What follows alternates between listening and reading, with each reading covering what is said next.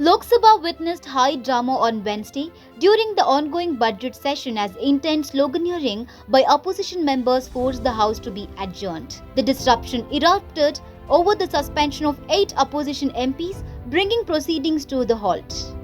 The House was adjourned with business scheduled to resume at 12 p.m.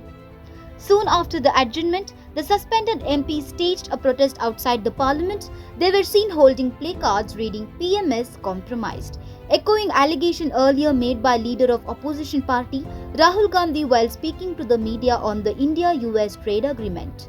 The MPs suspended for the remainder of the budget session include Congress leaders Hebe Eden, Amarinder Singh, Raja Waring, Manikam Tagore, Gurjeet Singh Aola, Prashant Yaduro Padole, Chamala Kiren Kumar Reddy and Dean Kuriakose, along with CP MPs Venkatesan.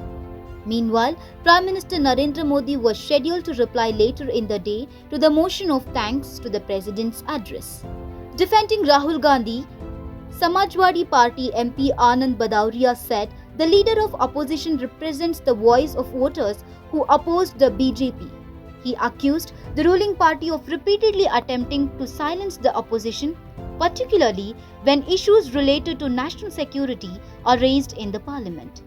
Bhadauria alleged that the BJP deliberately creates disruptions to prevent uncomfortable questions and claimed the party fears public scrutiny.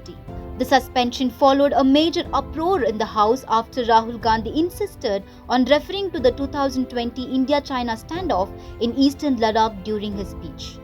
The government objected, stating that reference to unpublished materials were not permitted under the House rules. Rahul Gandhi clarified that he would not quote from any magazine article based on former Army Chief General M.M. Naravani's unpublished memoir and would only speak briefly about Chinese action during the Kailash Range standoff.